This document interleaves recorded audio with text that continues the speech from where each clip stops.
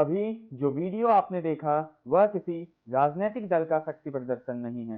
ये वो जाबाज हैं जिन्होंने अपनी पूरी जवानी देश की सरहदों पर देश की गोलियों के बीच बिताई है। लेकिन आज विडंबना देखिए कि जिन हाथों ने कभी बंदूक थामी थी, उन्हें आज अपनों के ही खिलाफ और अपनी ही मिट्टी को बचाने के लिए सड़कों पर उतरना पड़ रहा है।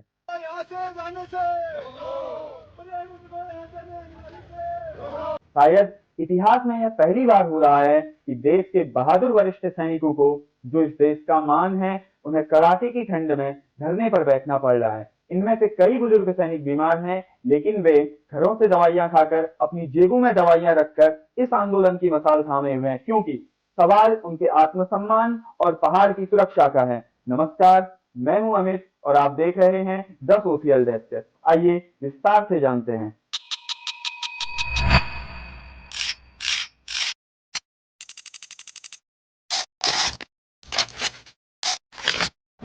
दरअसल केंद्र सरकार का एक फरमान आया है जिसने पिथौरागढ़ के सुरक्षा कवच को हिलाकर रख दिया है। 130 इन्फेंट्री बटालियन टीए पर्यावरण की 2 कंपनियों को यहां से हटाकर राजस्थान और गुजरात शिफ्ट करने का आदेश दिया है।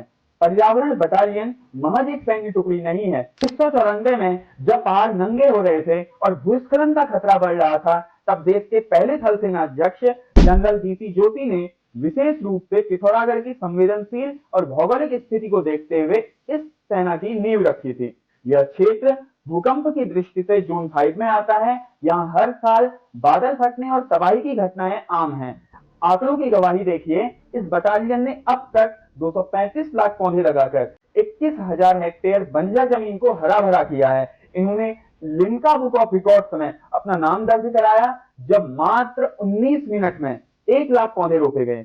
लेकिन आज इन उपलब्धियों को दरकिनार कर इन्हें राजस्थान शिफ्ट किया जा रहा है। वनाग्नि को रोकने से लेकर जल संरक्षण के लिए चेक डैम बनाने तक ये जवान पहाड़ की लाइफलाइन बने रहे। और सबसे बड़ी बात, यहाँ भर्ती होकर पूर्व सैनिकों को रिटायरमेंट के बाद सम्मानजनक रोजगार मिलता था। लेकिन अब जब ये कंपनियां यहाँ से शिफ्ट होंगी, तो न केवल पर्यावरण संरक्षण का काम रुकेगा, बल्कि स्थानीय युवाओं और पूर्व सैनिकों के रोजगार के अवसर भी छीने जाएंगे।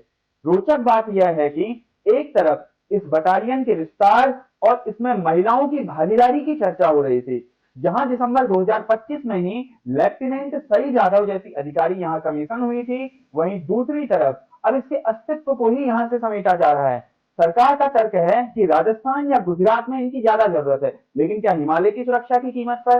क्या जोन 5 में आने वाले एक संवेदनशील जिले का सुरक्षा कवच हटाया जाना एक रणनीतिक चूक नहीं है? बहरहाल लगातार 5 दिनों के जन आंदोलन के बाद शायद प्रशासन के कानों में हल्की सी आवाज गूंजी और बीते दिवस उप जिलाधिकारी जितेंद्र वर्मा ने धरना स्थल पर पहुंचकर आश्वासन दिया है, जिसके बाद पूर्व सैनिकों ने 15 फरवरी तक धरने को स्थगित कर दिया और ये कहते हुए कि अगर मांगे पूरी नहीं हुई तो 16 जनवरी से आंदोलन को और अधिक उग्र रूप दिया जाएगा। तो साहब, ये पूर्व सैनिक हैं, वो वही सैनिक हैं जिन्होंने सरहदों पे अपनी देश की सेवाएं की हैं। ये वही सैनिक हैं जिन्होंने आज तक सिर्फ उनसे हाथ से बंदूक छूटी है, उस बंदूक को चलाने की कला अभी तक उनसे हाथ से नहीं छूटी सी।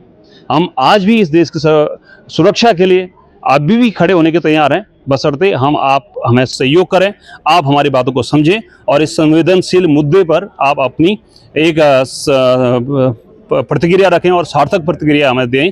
इसके लिए हम लोग आसान्वित हैं और जल्द से जल्द अगर इसमें कोई अगर निर्णय नहीं निकलता तो हम इसके अगले स्टेप पे इसको उग्र रूप देने में, चाहे क्रमिक दर ना हो, चाहे आमरण अनशन के तौर पे हमें इसे ले जाना होगा, हम उसके लिए बाध्य होंगे और इसकी पूरी जिम्मेदारी इन सरकारों की होगी।